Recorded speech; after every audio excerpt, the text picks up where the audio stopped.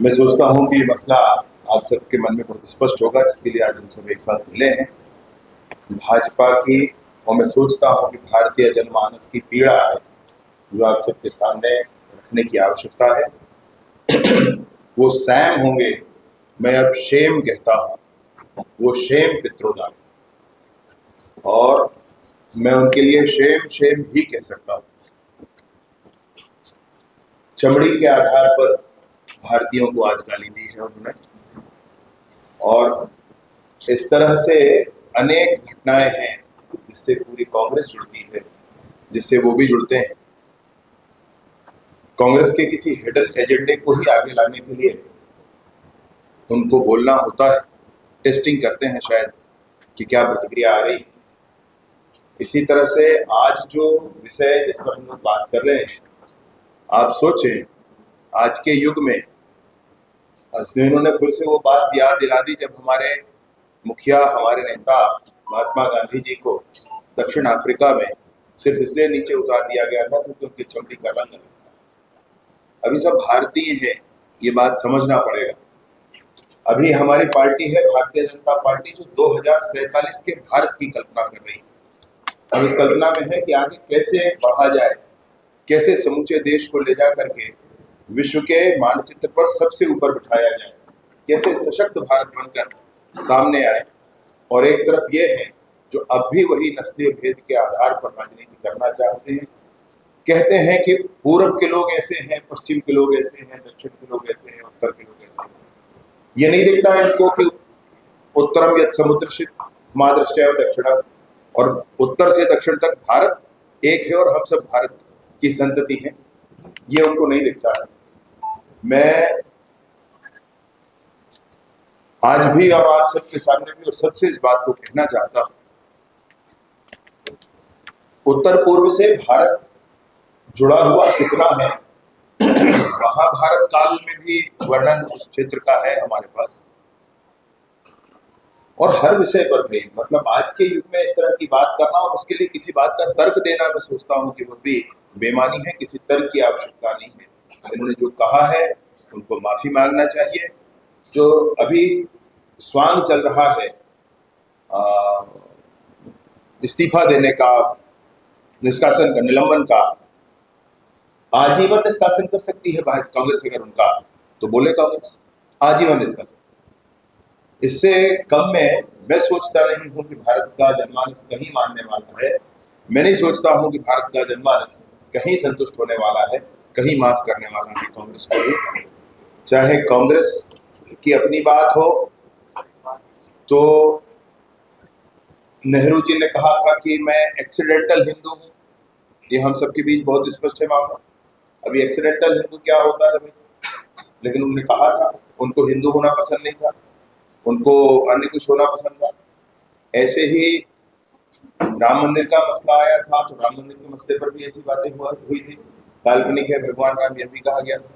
भगवान राम के विषय पर, राम मंदिर के विषय पर जाने के बाद इन्हीं शेम पित्रोदा ने ये कहा था कि राम मंदिर और रामनवमी इन बातों से सरोकार नहीं है मेरा, और ये मुझे पीड़ा देती है, मुझे परेशान करती है, इनका ही कहना। मैं आपके सामने उदाहरण पूर्वक कहना चाहता हूं कि कोई व्यक्ति है, उसको आप बड़ा बंगला दे दें, बड़ी गाड़ी दे दें, पहनने को अच्छे कपड़े दे दें, खाने को अच्छा भोजन दे दें, और हर महीने 1-2 लाख रुपया दें, और कहें कि चौराहे पर तुमको 2 जूते मारेंगे सुबह से, बाकी तुम जियो अपनी जियो, कोई स्वीकार करेगा नहीं? रोटी, कपड़ा और मकान, यही जीवन नहीं हो जाता है भाई? हम इंसान हैं, स्वाभिमान भी जीवन होता है, हम इंसान हैं, विचार भी जीवन होते हैं, हम इंसान हैं, हमको परस्पर सहयोग जीवन में करना होता है। इसी तरह से मैं कहता हूं कि भारत के संदर्भ में बाबर ने आकर के हमारे आराध्य भगवान राम के मंदिर को तोड़ा था, और जब वो मंदिर तोड़कर यहाँ पर तोड़ा था, उसके बाद गांव-गांव, गली-गली भगवान के पूजा और रामायण हुआ करते थे, परंतु भगवान का उचित स्थान उनको मिला नहीं। हम भगवान का क्या माने, हमारी भावनाओं को उचित स्थान नहीं मिला, और भगवान का मंदिर बनने से मेरा स्वाभिमान तुष्ट हुआ है, मेरे भावनाओं को उचित स्थान मिला है, मैं भारत का हूं, मैं कहाँ जाऊंगा दुनिया में, मैंने इंग्लैंड या कहीं और मंदिर बनाने की बात नहीं की। तो इस तरह भगवान की भी आलोचना करने वाले ये क्षेम पित्रोदा, इन्होंने फिर से एक बार कहा है, जैसे नस्ल भेद के बारे में बात की है, निंदनीय है, मैं उसको रिपीट भी नहीं करना चाहता। इन्होंने जिस तरीके से अमेरिका के तर्ज पर भारत में भी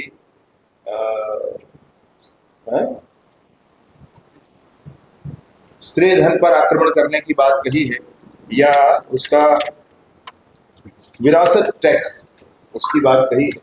भारत में एक जीवन नहीं जीता है आदमी, भारत में कई जीवन तक बातें होती हैं। आप, मेरे बच्चे, आपके बच्चे भी आपको याद करके पितृपक्ष में कार्यक्रम किया करते हैं, हम भी करते हैं अपने पिता और अन्य लोगों को याद करते। भारत में जीवन एक बार का जानवरों की तरह नहीं होता, भारत में जीवन कई पीढ़ियों का होता है। तो उस तरह से परेशान होने की आवश्यकता नहीं है इनको कि किसी ने मेहनत करके पैसा कमाया है तो उसको लेकर के उनको दे दिया जाए जिनके बच्चे ज्यादा हों। ऐसे विषय नहीं रखने चाहिए। विषय ये होना चाहिए कि भारत किस तरीके से एक साथ मिलकर के आगे बढ़ सके, ये स्पष्टता के साथ बात होनी चाहिए। मैं आप सबके माध्यम से ये जरूर कहना चाहता हूँ कि कांग्रेस की मोहब्बत की दुकान में हर जगह नफरत का सामान बिक रहा है। ये मोहब्बत की दुकान नहीं है, ये नफरत का सामान ये लोग बेच रहे हैं। दक्षिण भारत में भी को भी अलग देश बनाने के लिए जिस व्यक्ति ने कहा, उसको कांग्रेस ने टिकट दे रखा है लोकसभा का। जेएनयू में भारत विरोधी नारे लगाए जाते हैं, वो लोग भी जाकर के कांग्रेस में शरण पाते हैं। हेमंत करकरे जैसे शहीद, उनके बारे में भी क्षेम पित्रोदा ने कहा कि वो मुक्की गोली से नहीं मरा, प्रसाद की गोली से नहीं मरा। ये इन्होंने कहा, याद करने की आवश्यकता इसलिए पड़ रही है कि एक व्यक्ति ने जीवन में क्या क्या कहा। जब उन सारी बातों को लेकर के आप चर्चा करेंगे तो बातों में स्पष्टता आती है। हमारे सैनिकों के द्वारा किया गया सर्जिकल स्ट्राइक, एयर स्ट्राइक, इस पर भी प्रश्न लगाया गया था राहुल गांधी और सभी के द्वारा। जबकि इमरान खान का वीडियो मेरे फेसबुक पोस्ट पर अभी है, इमरान खान का वीडियो था जिसमें उसने कहा था कि वो कितना खतरनाक हमला था, वैसा हमला फिर हो सकता है। ऐसा वो पाक अधिकृत कश्मीर के लोगों के साथ बैठकर मीटिंग में कह रहा है। अभी इमरान खान तो मान रहा है लेकिन ये नहीं मान रहे। ये बिल्कुल वैसा ही है जैसे कि कांकेर में हुए 29 नक्सलियों के ढेर हो जाने के बाद, उस ऑपरेशन के बाद भूपेश बघेल जी ने कहा कि फर्जी है एनकाउंटर, जबकि 18 अप्रैल को नक्सलियों ने ही 29 लोगों की सूची पूरी जारी करके यह कहा कि हमारे इतने लोग शहीद हुए। ये बिल्कुल वैसे ही है। आप देखेंगे तारतम्य में पूरा मिला हुआ दिखेगा, यहां से लेकर के क्षेम पित्रोदा तक, ये क्षेम पित्रोदा तक सब कुछ मिला हुआ दिखेगा। मैं आपसे निवेदन पूर्वक यही कहना चाहता हूं कि भारत के जनमानस की इस पीड़ा को आप जरूर स्थान दें, इस विषय को आगे बढ़ाएं। मैं मूलतः इस पूरे विषय पर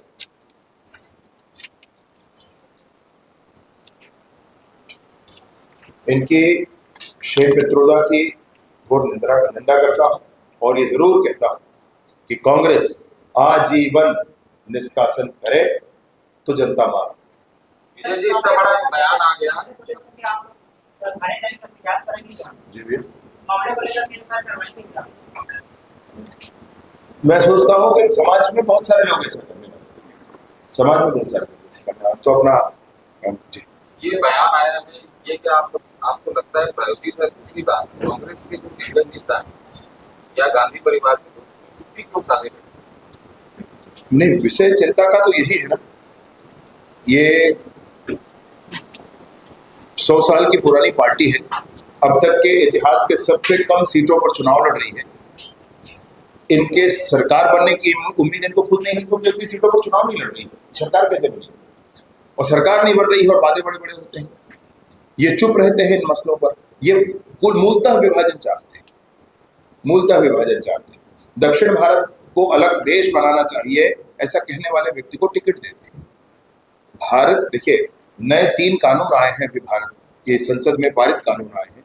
उस कानून में लोगों को क्या लगता था, लेकिन बहुत स्पष्टता के साथ प्रावधान है, अपन मिलकर एक बार और चर्चा किए थे इसके बारे में कि राजद्रोह खत्म हो गया है। अभी राजा को आप जी चाहे जितनी गाली दे दो, कोई दिक्कत नहीं, राष्ट्रद्रोह नहीं चलेगा। इसका प्रावधान बहुत स्पष्टता है इसमें। राष्ट्रद्रोह, देश के बारे में गड़बड़ करोगे तो नहीं होगा, ठीक, राजा को गाली दे दो आप जितना। तो ये कांग्रेस जो कुछ कर रही है, उनसे बयान करवाना फिर चुप रह जाना, कुल मिलाकर देश में विभाजन की स्थिति लाना चाहती है। कुल मिलाकर देश को जिस तरीके से उन्होंने 370 को 60 सालों तक पाल कर रखा, विभाजित रखा लगभग देश को, जिस तरीके से भारत के विभाजन में उन्होंने मैं कहता हूं कि सहयोग किया, सब बूढ़े हो गए थे, कोई आंदोलन नहीं करना चाहता था, कोई जेल नहीं जाना चाहता। ये नेहरू जी के बयान है, भाई मेरे नहीं, और इसलिए सबने विभाजन स्वीकार कर लिया। क्या ऐसे विभाजन स्वीकार हो सकता है देश का? क्या विभाजन ऐसे स्वीकार हो सकता है देश का? नहीं, वही तो बात है, उनको अंतर्राष्ट्रीय स्तर का अध्यक्ष बनाकर रखे थे। बाकी अध्यक्ष तो राज्य देश के स्तर के, अंतर्राष्ट्रीय उनके यूनिट का के अध्यक्ष थे, और वो शहजादे तो शेम पित्रोदा से मार्गदर्शन लेते हैं, उनको गुरु मानते हैं, बता चुके हैं वो पहले। यही तो स्थिति है। प्रधानमंत्री के आर्थिक सलाहकार परिषद ने रिपोर्ट जारी की, गुरु की संख्या 7.8% घट रही है। हाँ, रिपोर्ट जारी हुई है और मैं सोचता हूँ कि ये चिंता का विषय है। बहुसंख्यक समुदाय क्यों घट रहा है, ये हम सबको समझना भी पड़ेगा और इसके निराकरण भी करने पड़ेंगे। डेमोग्राफी चेंज होने में ज़्यादा समय नहीं लगता, 2-3 पीढ़ी पर्याप्त होती। तो डेमोग्राफी बड़ा चेंज हो गया तो भारत संभलेगा कैसे? ऐसा ये जो आज का बयान आया है, ये हिंदू विरोधी भी लग रहा है, मतलब टारगेट करके बोला गया है। देखिए, सबसे पहली बड़ी बात भारत है, और जो भारत विरोधी है वो सब विरोधी है। मैंने हिंदू भी हमारे लिए दूसरा ही है, जो भारत माता की जय बोले वो मेरा भाई है, एक लाइन की कथा है। तो किसी का श्रद्धा का स्थान भारत से बाहर है, वो बड़ा मुश्किल होता है वो समझना। और जहाँ जो भी है वो भारत में, लेकिन भारत में श्रद्धा का स्थान हो, भारत के प्रति उतनी भावना हो, उतना पर्याप्त है। तो उन्होंने मूलतः जो किया वो भारत को क्षति पहुंचाने के लिए। नहीं, और कितना बदल होगा, नीचे जगह नहीं है बाकी। ये आजीवन निष्कासन की आपने मांग की है, तो आजीवन निष्कासन के बाद क्या निरस्त नहीं हो सकता? नहीं भाई, ये हमारी मांग है, अगर वो दृढ़ता से इस पर कायम होते हैं, आगे बढ़ते हैं और कभी वो निरस्त करेंगे तो हम मान लेंगे कि उन्होंने वापस कर लिया सब कुछ। निष्कासन जो हुआ है इससे आप नहीं, कहाँ हुआ है निष्कासन कहाँ? इस्तीफा दिया है, फिर से ले लिया जाएगा। पुरानी ऐसी कितनी घटनाएं हैं, चुनाव के बाद तुरंत ही ले लेते हैं। ऐसा नहीं लगता कि राजनीति में दो समुदाय को लेकर कांग्रेस का विचार होना है कि हिंदुओं का समर्थन करते हैं एक समुदाय का, आप लोग लगाते हैं कि मुस्लिमों का समर्थन है, दो समुदाय के लिए राजनीति नहीं हो रही है, ऐसा देखने को नहीं भैया, इसमें फर्क है। हमारे भाजपा के घोषणा पत्रों में था भगवान राम का मंदिर बनाएंगे, उसका कारण था भारत का स्वाभिमान। आप मत सोचिए उसको हिंदू और मुस्लिम में।